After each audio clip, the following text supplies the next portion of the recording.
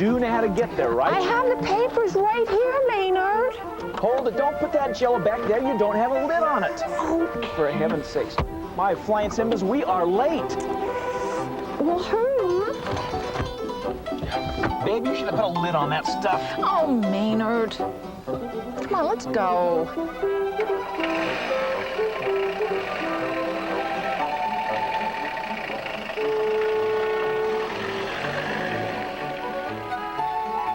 Okay, honey bun, which way do we go? Go left. I think go left. Left? Just go left. Well, I don't know, maybe it's right, but I don't. Maynard, just go left.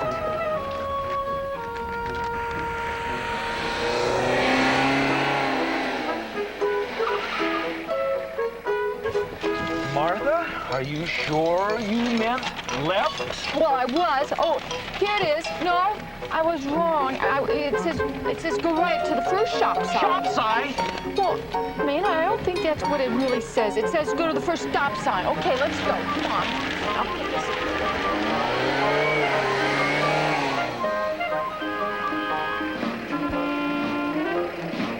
Honey, will you please look at the instructions? Oh, Maynard. Oh. Oh, It says go right. this is... Oh, It says turn I right. can't believe this. It says right here, go right. Or does it say Brighton Way? Here, give me that. Take the wheel. What is this? That's the barn. Or it's a landmark that looks like the barn. No, it looks more like a turnip. Oh, man, that's not a turnip. It could be a large rock. No. The rock's down here. Oh, that's my Jello. That's from the Jello. By the way, where's the Jello? What a flipping mess! I thought you had the Jello. I was just trying to help you. Are we there yet? If Martha and Maynard had had a clear visual display of information, perhaps they wouldn't be in this predicament. A graphic organizer would have helped them. You are about to see how students can learn and retain more information from content areas. Remember the old saying, a picture is worth 1,000 words? We all have pictures in our minds of information we have learned in the past. For example, when I say, tell me about the water cycle, what comes to your mind? For many of us, we visualize a body of water next to a landmass with clouds in the sky. We may see an arrow going from the water to the clouds with the word evaporation, and an arrow going from the clouds to the land with the word condensation. This is an example of a graphic organizer used when we learned about the water cycle. During this presentation, you will see demonstrations of graphic organizers, hear how they can be used, and be involved in practice activities that relate to using a graphic organizer. Please be sure that you have the instructional packet that accompanies this video. You will need it to fill in additional information and to complete the practice activities. This presentation will focus on several objectives. First, you will be able to define a graphic organizer. Second, you will be able to list and describe the 4 types or formats of graphic organizers. And third, you will be able to develop an effective graphic organizer. It is the goal of this presentation to provide you with the information and skills necessary to develop and use graphic organizers in your classroom.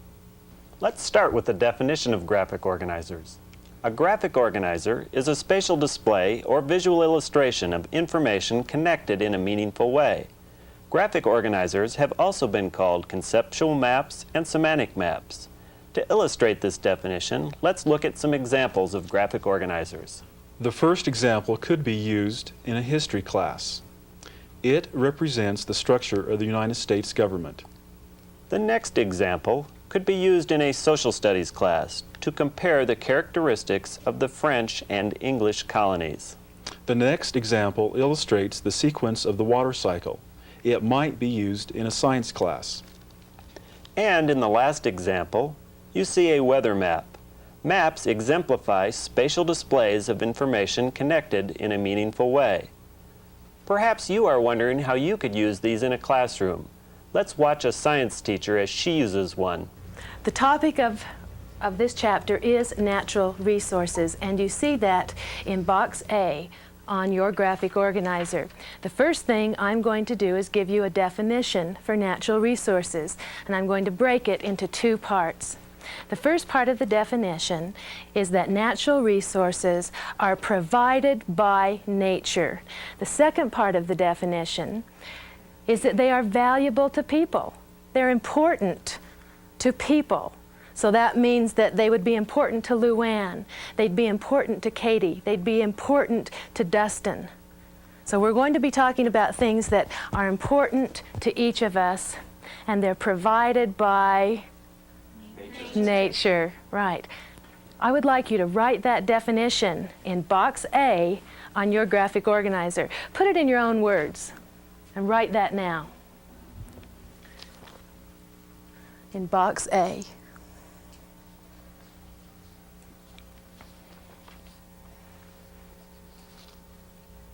Look up when you're done. All right, who'd like to tell us what they wrote in box A? Luann, thanks for participating. It's provided by nature and they're valuable to people. Provided by nature and valuable to people. There are a number of benefits to using graphic organizers. First, students are better able to follow the teacher's presentations. This keeps students actively involved and focused on the lesson. 2. New information can be related to past learnings, which encourages students to actively process the information. 3. Charts, tables, and graphics can stimulate student interest. Number 4. Teachers are more systematic and thorough in their presentation. By preparing graphic organizers ahead of time, teachers are more likely to present material in a step-by-step manner, focusing on the important concepts. Number 5. Students learn organizational skills through example and use. Students may generalize and transfer these skills into other areas, which in turn could increase student achievement. Number 6. Higher level thinking skills can be promoted while using graphic organizers. Now let's take a longer look at the classroom presentation and examine some of the benefits of using graphic organizers to teach a class on natural resources. Now, for the item that you've put a circle around, say why it is not a natural resource. Write that on your paper. One reason why it is not a natural resource. The item that you've circled. Notice that the students are actively involved. Great. I appreciate the way everybody is participating. Students are making a variety of verbal and nonverbal responses. Look up. Is the teacher proceeding through the material in a systematic and logical manner? Now we're going to talk about two different kinds of natural resources. The first type in box B is called renewable resources. Renewable resources. And the second type that we're going to talk about in box C is non-renewable resources. Two types. First, I would like to talk about renewable resources. Let me tell you something about renewable resources. They can be replaced in a reasonable amount of time. They can be replaced in a reasonable amount of time. Put that in box B on your graphic organizer. Write that definition. Notice as the students write the information and ideas on the graphic organizer. They are practicing organizational skills. Now that you've had a brief introduction to the strategy called graphic organizers and have watched a demonstration, we would like you to complete a practice activity. The purpose of this activity is to have you generate possible topics in your content area where you might use a graphic organizer. Turn to page 2 in your packet. Here are some examples of topics that would lend themselves to the use of a graphic organizer. Subjects and predicates in sentences. Suffixes and prefixes with root words. The causes of the Civil War. The skeletal system. Activities to help promote a healthy lifestyle. Now it's your turn. Think and then write topics in your content area where a graphic organizer could be used. Stop the tape and complete the activity on page 2.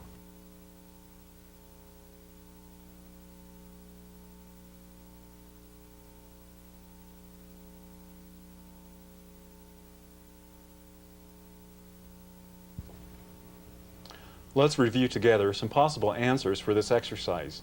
In science, you may have listed topics like the major branches of the animal kingdom, mitosis and meiosis, or the water cycle. In social studies, some possible topics are the government structures of countries, counties on the state map, a timeline of exploration in the western United States. In math, perhaps you listed topics such as a strategy for reducing fractions or steps for solving algebraic equations. In physical education, you could have listed topics like team versus individual sports, the benefits of a healthy lifestyle, the structure and rules of a sport. An important factor when constructing a graphic organizer is to consider what your objective and purpose are for a particular lesson. Different objectives and purposes will require different formats or types of graphic organizers. Your teaching objective also determines how students will be expected to show mastery of the information presented. The behavior component of your objective pinpoints what your students are to do. Some examples are list, compare, identify, arrange, or sequence. In addition, there may be other keywords in your objective that will help you decide what graphic organizer format is the most appropriate to use. In order to acquaint you with the 4 different formats, turn to page 3 in your packet. The first illustration on page 3 is a top-down, bottom-up graphic organizer. This format is used to organize information that has a main idea followed by supporting details.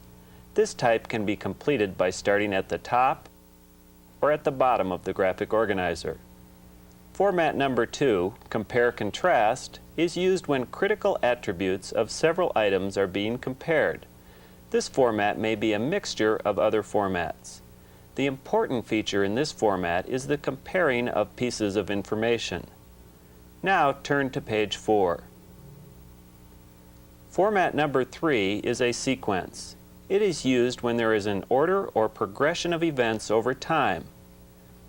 Finally, format number 4 is a diagram format, used to display or identify information. These can take the form of charts, graphs, maps, and pictures. Let's complete a practice activity now. You will read a variety of objectives and choose the key words that will assist you in selecting the appropriate graphic organizer format. Turn to page 5 in your packet. The first objective on page 5 requires the student to describe the 3 branches of the federal government and list the major components, characteristics of each branch. What are the key words from the objective?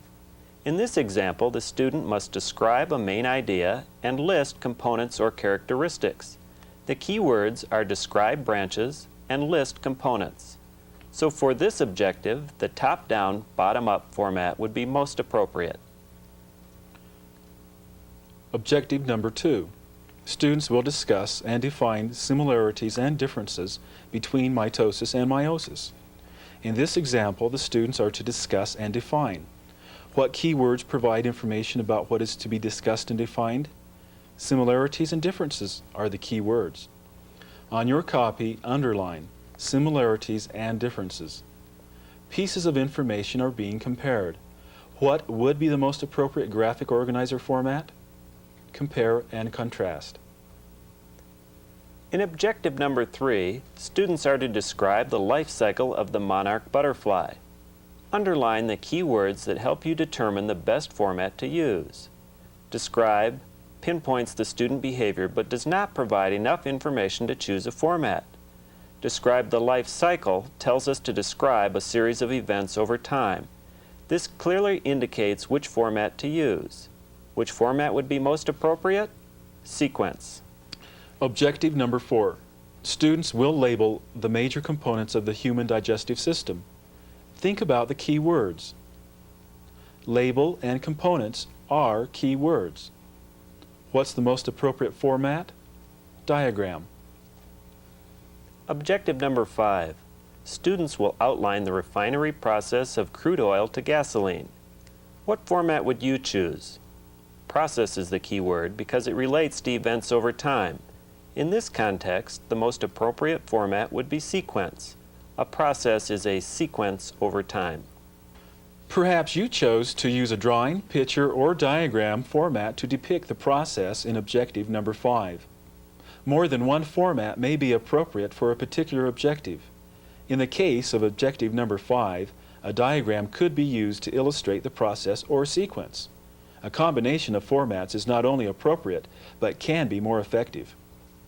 Now that you have had some practice determining graphic organizer formats from objectives, you are ready to learn how to construct a graphic organizer. The 5-step process you are about to hear can be used to develop a graphic organizer from written text, lecture, or media presentations. We will use a graphic organizer to illustrate the steps in constructing a graphic organizer. Turn to page 6 in your packet and complete the graphic organizer by filling in the boxes with each of the steps as they are presented. The first step is select material. What content will you be presenting in your class? What information is pertinent to your subject matter? In box 1 on page 6, write, select material. It should look like this. The second step is identify instructional objectives. You will need to carefully consider your teaching objectives in this step. Your objectives will assist you in choosing the most appropriate format as you develop your graphic organizer. In box 2, write, identify instructional objectives.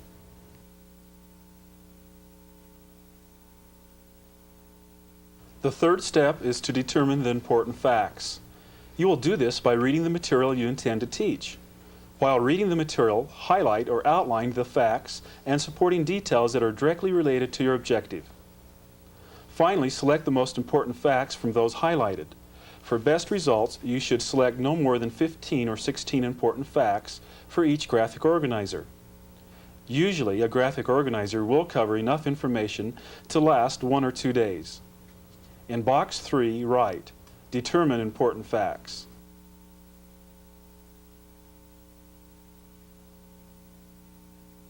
In box A, write, read material. In box B, write, highlight or outline material.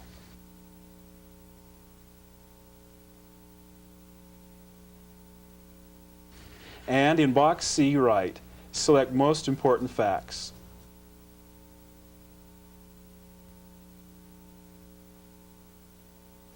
At this time, your graphic organizer should look like this. The next step is to sketch facts and concepts in a logical manner. You will consider the 4 different formats that we discussed earlier: top down, bottom up, compare contrast, sequence, and diagram. It is also necessary to consider the importance of each piece of information. More important information or topic headings can be represented on your graphic organizer by larger shapes. They can also be bold-faced or underlined. Place the material in logical patterns so that the learner will be able to grasp the connections between important concepts. You can use lines and arrows to illustrate these relationships. In box 4, write sketch facts and concepts in a logical manner. Note that the 4 formats are listed next to box D. Now look at box I, tips. Here are some important reminders when constructing graphic organizers. Be sure to relate the format to the objective. Arrange the facts and concepts logically. Plan to use the space on the page efficiently. Be sure to include reference points like letters or numbers. Adding reference points will help students follow the teacher's presentation. You now have a sketch or rough draft of your graphic organizer. The next step is to prepare the final copies. In box 5, write, prepare final copies.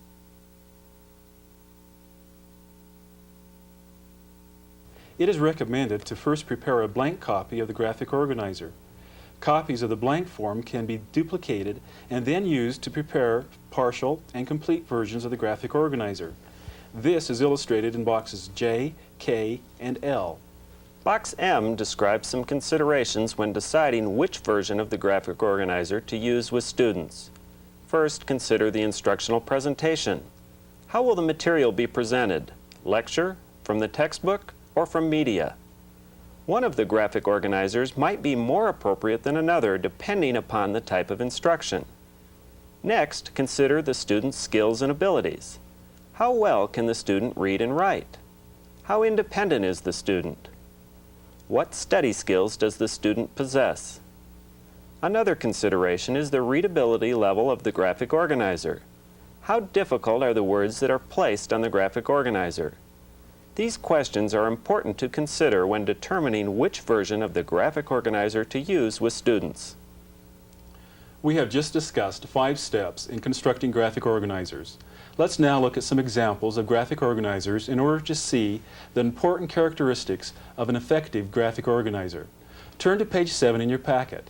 As we look at these pairs of examples, consider the distinguishing characteristic that makes one example more effective than the other. The tips in step 4 will help you in this decision. Look at the first set of examples on page 7. Which graphic organizer would be more effective to help teach the structure of government? The objective for this graphic organizer is to list the components of the 3 branches of government. Both examples are arranged in a top-down format, which is appropriate for this objective. Example A would be more effective because it is easier to read and see relationships between the different parts. The other version is crowded and has too much information on the page. Look at the next set of examples on page 8. Which one would be more effective? If you said B, you are correct. This version is more effective because it includes reference points which assist the teacher and students to focus on information. Let's look at the third set of graphic organizers on page 9. Which one would be more effective? If you said A, you are correct. A is more effective than B because the way the facts and concepts are arranged on the page gives it more meaning and a logical order. On page 10 in your packet, decide if the graphic organizer is an effective example. Does the format relate to the objective? Yes, notice the top-down format which relates back to the objective. Are the facts and concepts arranged logically? Yes, notice the main headings of wrestling with subheadings underneath. Is the space used efficiently? Yes, there is not too much information on the page. Does it include reference points? Yes, notice the letters A through J. This is an effective example of a graphic organizer. Continue on with pages 11, 12, and 13. Stop the tape to complete this activity.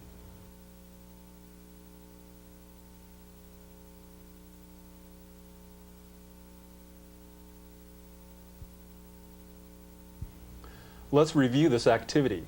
Turn to page 11. This is not an effective example of a graphic organizer. Material is not arranged logically. Pictures of instruments have been placed on the page with text written underneath.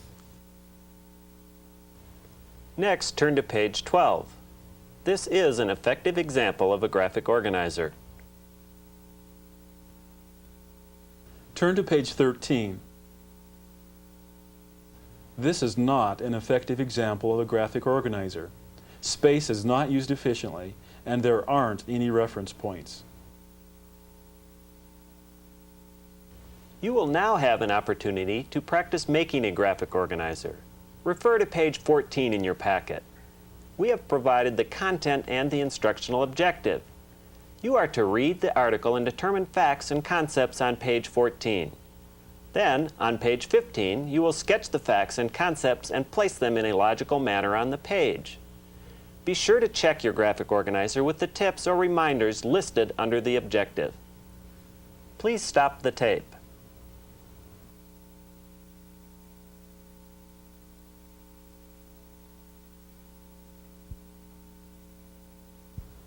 How did you do? Here is an example of a graphic organizer constructed by another teacher. Compare the one you sketched with this example. Does the format align with the objective? Did you include reference points? Did you put too much or not enough information on the page? Did you enlarge or highlight certain boxes to draw attention to important information? Did you use arrows or lines to show sequence or relationships? You should now have a graphic organizer which illustrates the content as well as the organizational structure. At this point, you are ready to prepare copies of the graphic organizer. Look at page 16 in your packet. Notice that the blank graphic organizer contains no words. It can be used in a variety of ways, with students as well as a model for creating other versions shown on the next few pages in this packet. Turn to the next example on page 17. Notice that this example of a partially completed graphic organizer has words and some prompts. This version can be used with students in a variety of ways, particularly when you want students to write down additional information. Now look at page 18. Here is a different example of a partially completed graphic organizer. More information has been supplied for the student. Pages 17 and 18 are only two examples of partial graphic organizers. There could be many more. Now turn to page 19 in your packet. You are looking at a complete version of this graphic organizer. This also has many uses, both for the teacher in presenting information and as an answer key or study guide for the student. The appendix of this packet has additional examples of blank, partial, and complete graphic organizers. Turn to the chart on page 20. We would now like to discuss some different ways to use the blank, partial, and complete graphic organizers related to 4 parts of the instructional process. Notice the headings across the top: teacher input, guided practice, independent practice, and measuring student progress as we highlight some possible uses in each area. Let's first look at how a complete form could be used. As a teacher-directed activity, a complete graphic organizer could be used for students who have difficulty writing. It could also be used as an advanced organizer to introduce a chapter or lesson. As a guided practice activity, a complete graphic organizer could be used as a game board. One student would use the complete organizer as an answer key, providing feedback as other students answered questions contained in the boxes. As an independent practice activity, students could be asked to write page numbers from the textbook, which correspond to the information on the graphic organizer. Or, as a final measurement activity to promote higher level thinking, students could be required to write test questions based upon the information on the graphic organizer.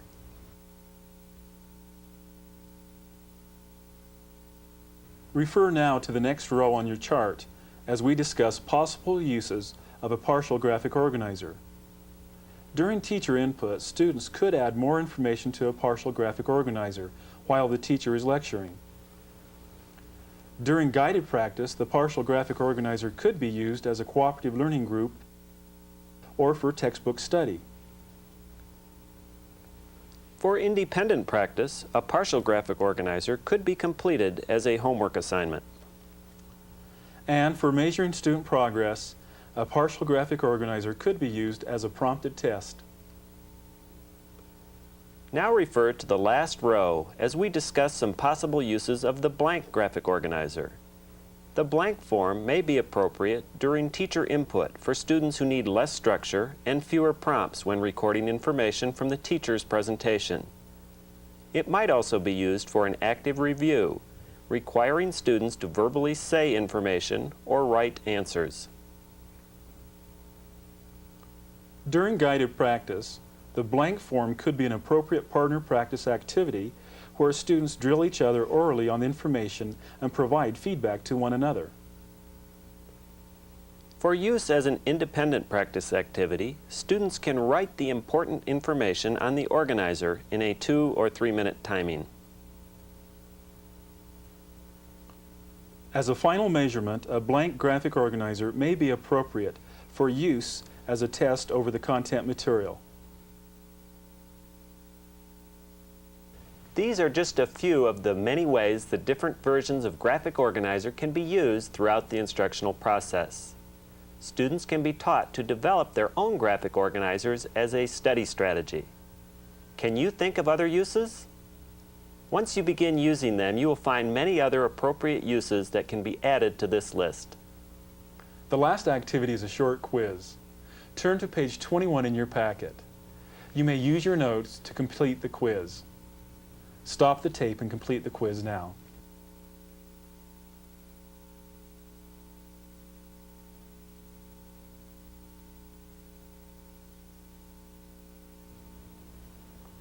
Let's check your performance on the quiz. Here are the answers. The answer to number 1. A graphic organizer is a spatial display of information connected in a meaningful way. Number 2. The 4 formats are top-down, bottom-up, compare-contrast, sequence, and diagram. Number 3. The steps are 1. Select material. 2. Identify instructional objective. 3. Determine the important facts and concepts. 4. Sketch facts and concepts in a logical manner. 5. Prepare copies of the graphic organizer. Number 4.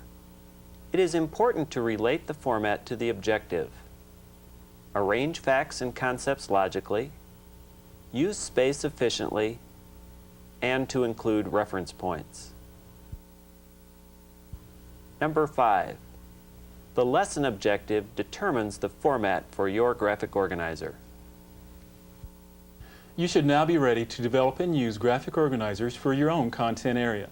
Research has shown that graphic organizers do make a difference in student performance. Student test scores rise dramatically on content material as a result of appropriately using this strategy. Additionally, both students and teachers enjoy using them. We hope that you will find similar positive results. Martha and Maynard are enjoying each other's company now that they have a clear map.